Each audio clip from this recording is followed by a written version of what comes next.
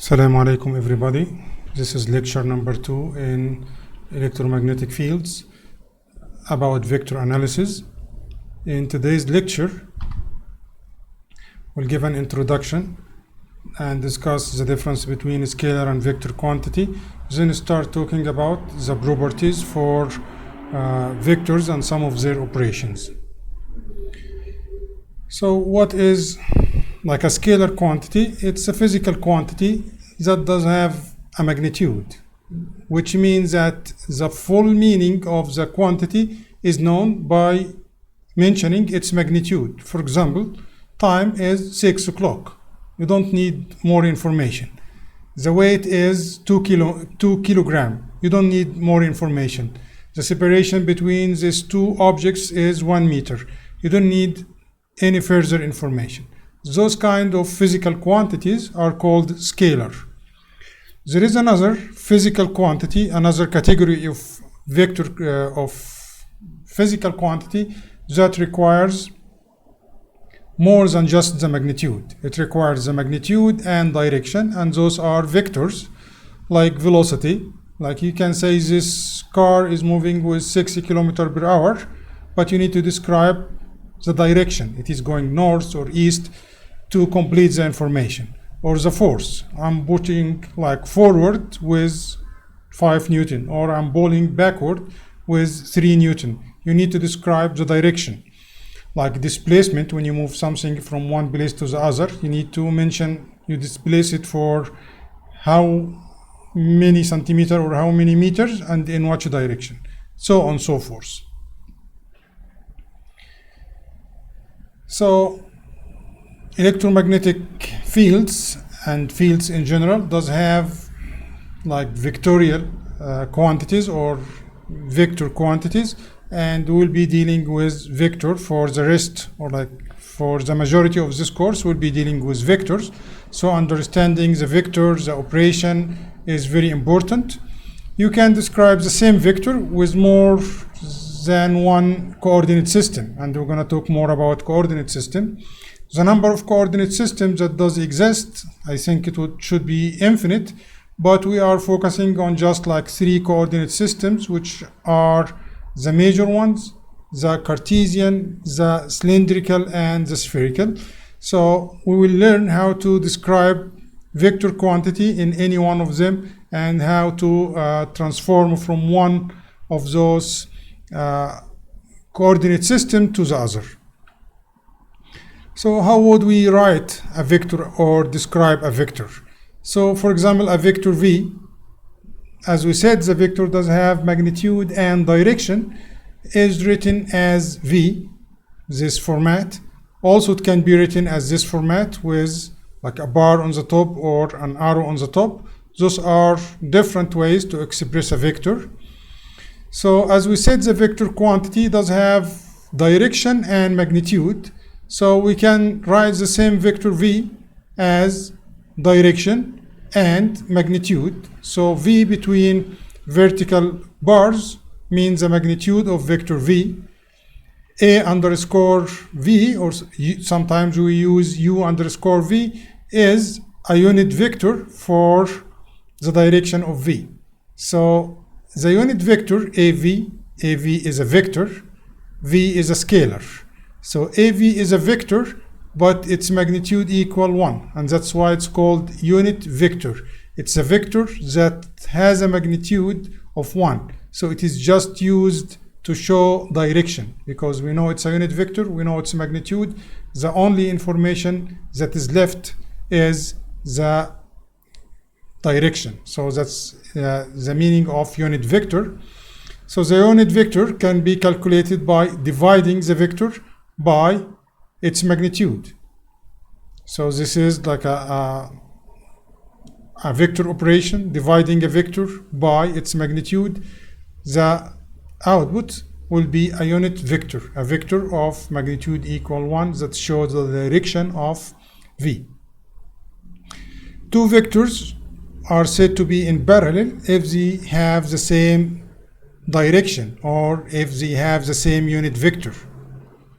2 vectors are said to be equal if they have the same magnitude and direction.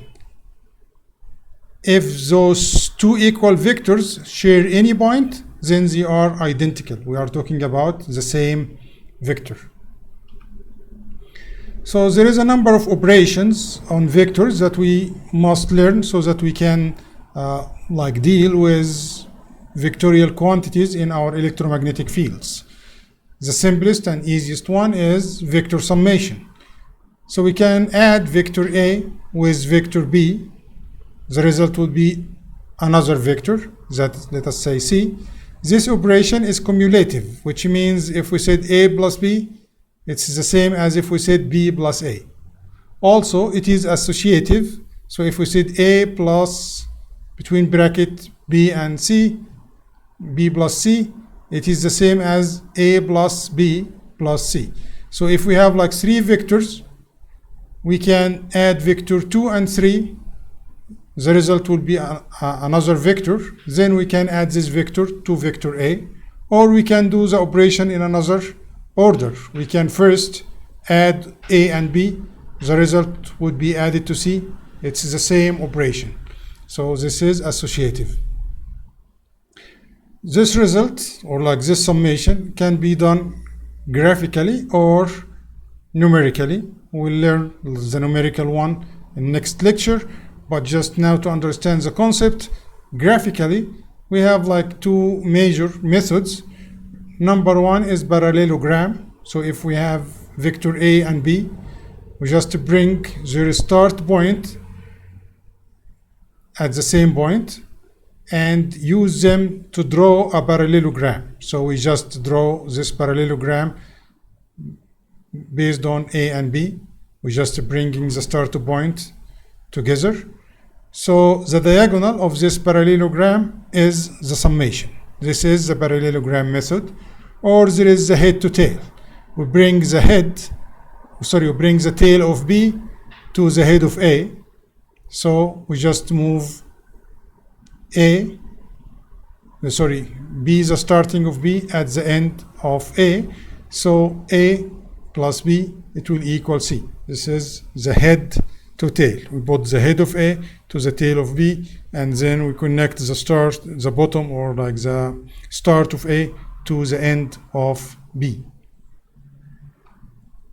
Vector subtraction also is a legal operation. So before we do vector subtraction, let us do what is the meaning of negative B. So negative B means the vector, if this is vector B, negative B is the same magnitude, but it is in the opposite direction. So minus B is magnitude equal B, but the unit vector is flipped. So we can say A minus B is the same as A plus minus B. So in this case, this is A, this is B, minus B will be flipped. So this is minus B, then we add A plus minus B, it will give us A minus B.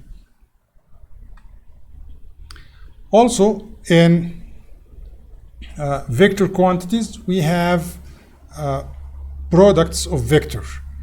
Products of vectors, like we have two kinds of product of vector, or like three kinds of product of vectors.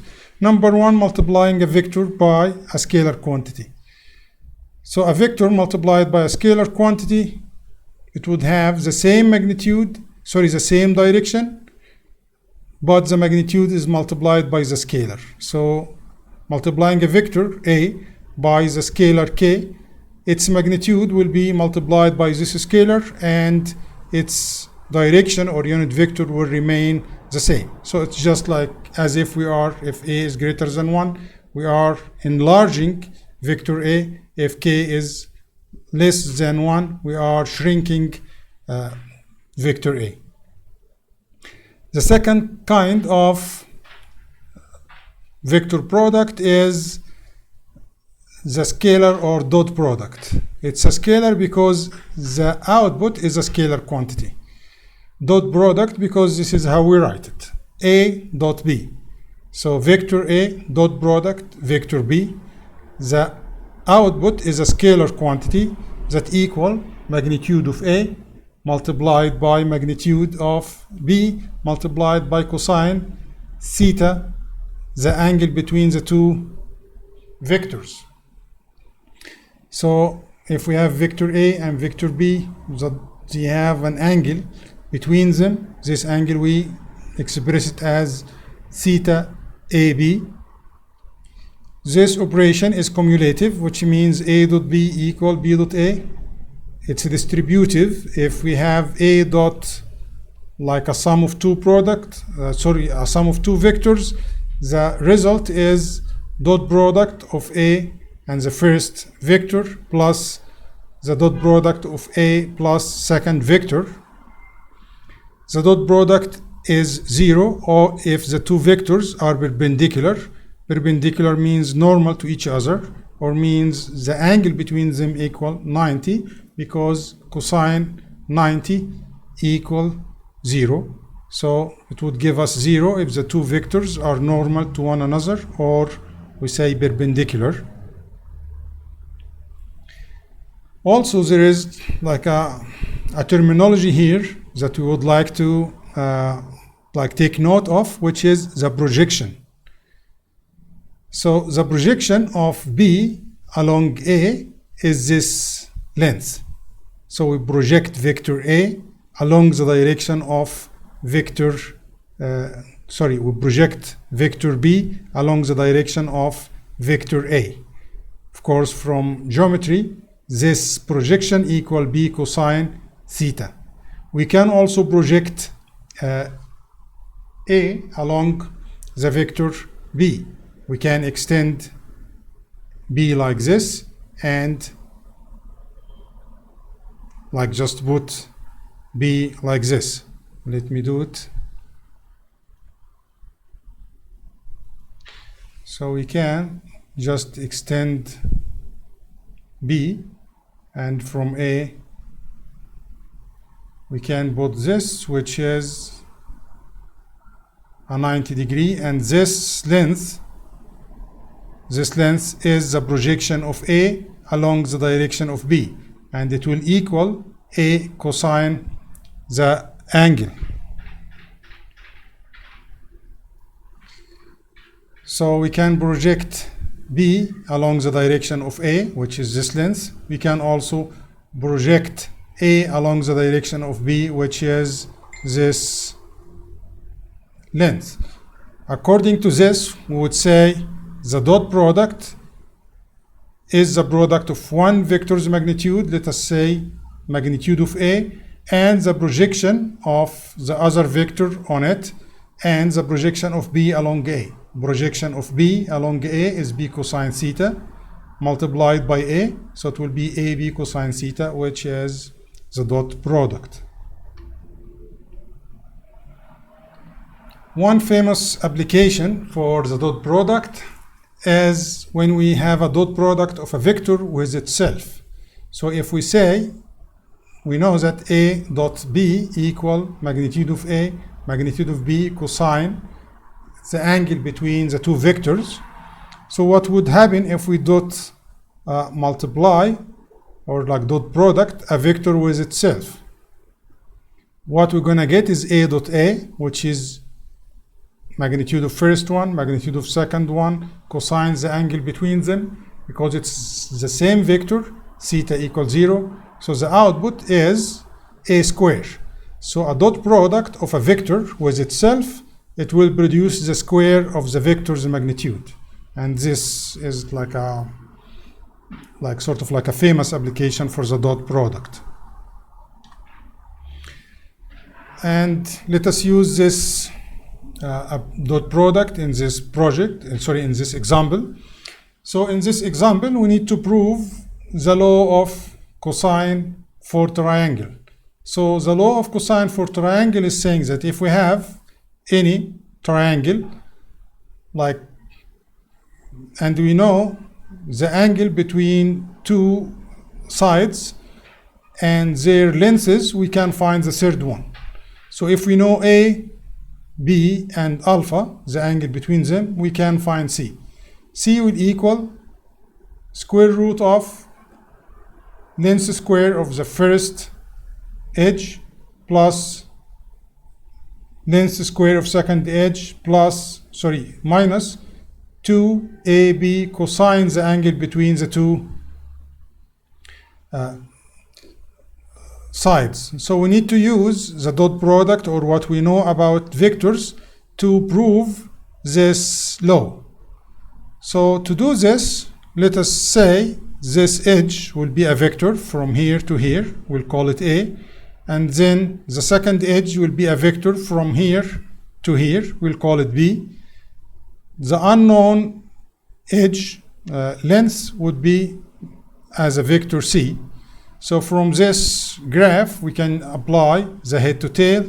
We can say C as a vector will equal A as a vector plus B as a vector. So vector C equal vector A plus vector B. So now what is unknown to us is the magnitude or the length of vector C.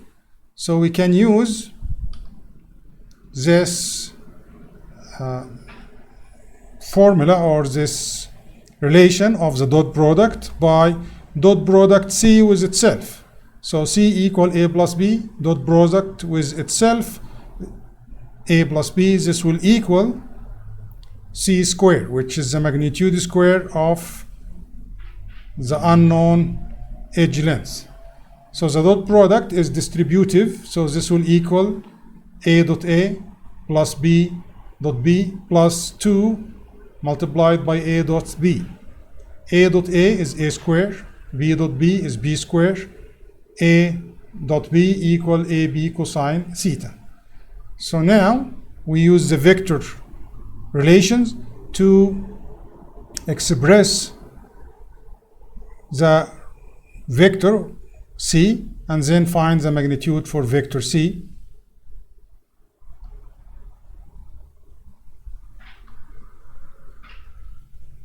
Okay, so here cosine theta A and B is this angle, and you can see that it is the equal minus cosine alpha. So we can, or by this method, we just proved the cosine for triangle, the law of cosine for triangle. Another product, the third type. So the first type of product for vector is multiplying a vector by a scalar. Second one, dot product. Third one is the cross product. The cross product is called also the vector product because the output is a vector. So if we cross product vector A and vector B, we'll get a vectorial quantity in the direction of AN. This AN is perpendicular to both A and B. The magnitude of the product equal magnitude of A multiplied by magnitude of B multiplied by sine the angle between A and B. So it's a very important property here for the cross product is that AN is perpendicular to A and B. So here if A and B represent, like exist in one plane, then the product A cross B will be normal to this plane, and the vector AN will be normal to A, which the angle between them equal 90, and it is normal to B as well. So the angle between AN and B is 90, and we define the direction of AN. So AN can be up, can be down, depending on the rule that's called like right hand rule. So if you put your fingers along vector A and you open like right hand, you put the fingers of right hands along vector A and rotate your fingers towards vector B, your thumb will be pointing, the thumb of the right hand will be pointing to the direction of N. So if we have B cross A, you will find that the direction will be down. A cross B, we apply the right hand rule, the direction will be up. B cross A, applying the right hand rule, the direction will be down. So the magnitude of the cross product equals the area of a parallelogram. So if we have A and B and we have this parallelogram, the cross product equal the area of this parallelogram, which is A multiplied by B sine the angle, which is the base multiplied by the normal. So vector product or cross product is not commutative. So A cross B doesn't equal B cross A. There is a negative sign. As I just said, if you are putting your fingers along A and rotating towards B, it will give you your thumb up. If you are calculating B cross A, you will put your fingers along B and rotating towards A, the direction will be pointing down, and so there is a negative sign here. It is distributive on summation, so A cross B plus C equal A cross B plus A cross C. It is not associative, the order is important. So if we have A cross B cross C without bracket, we don't know what is meant, so we must put the brackets. So here it means that we need to multiply cross product B cross C first. We'll have a vector, then cross product this vector and A. This operation doesn't equal this operation, because here we first cross product A and B, then the result is cross product with C. Here we first cross product B and C, then A cross product the result. One final thing regarding vector operation is dividing by a vector is meaningless. There is nothing called divide a constant by a vector or divide a vector by a vector. The vector can't be in the denominator of any operation. It's meaningless.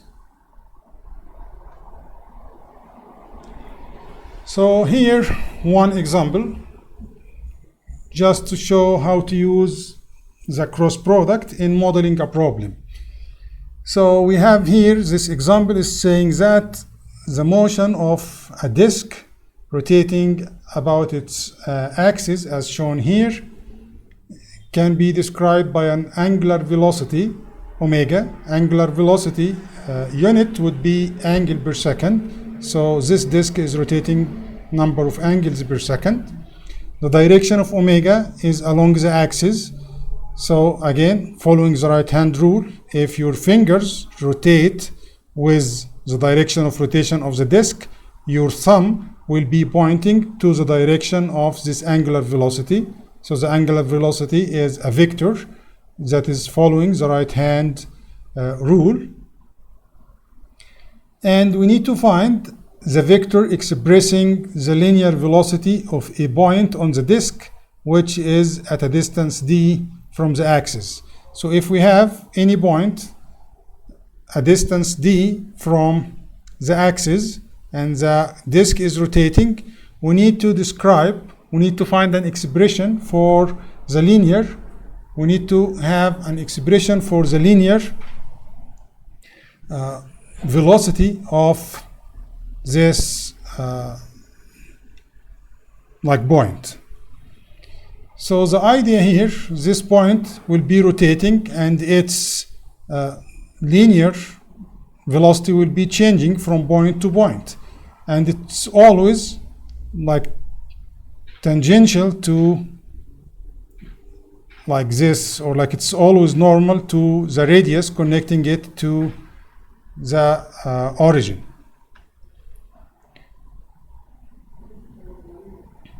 So here, the magnitude of the linear velocity of a point at a distance d. So how do we write this vector representation? So the idea here,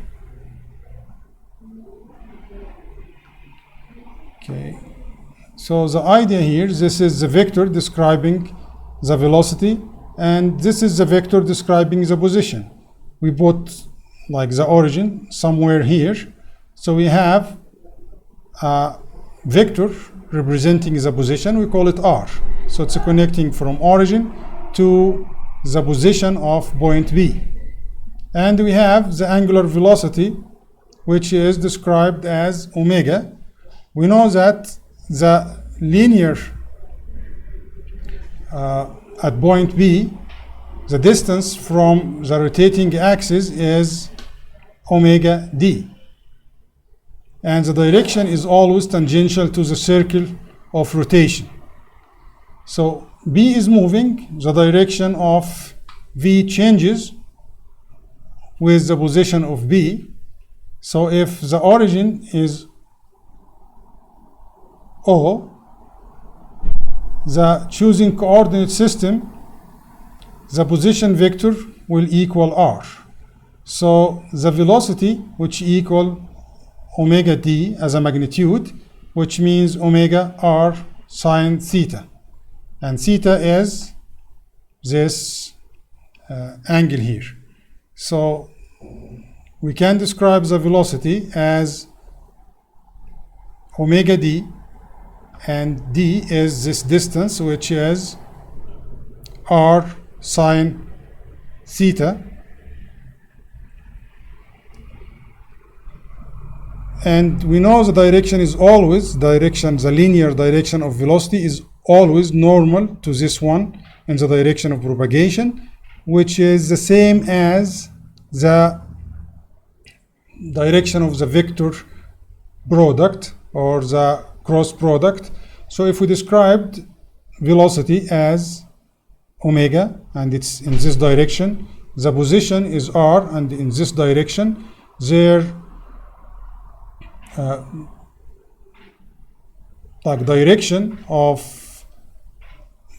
the cross product will be towards inside the the screen. So you put your fingers of right hand along omega and rotate towards B, or sorry, towards R, the vector of position. This will give you the direction of this cross product, which is normal to the screen inward, and this represents the velocity. So this exercise here is just showing the use of the cross product to express certain operation. In this case is the linear velocity of a point on a disk. So this is the first part of lecture 2, and we'll have the second part in a separate video. Meet you in the second part.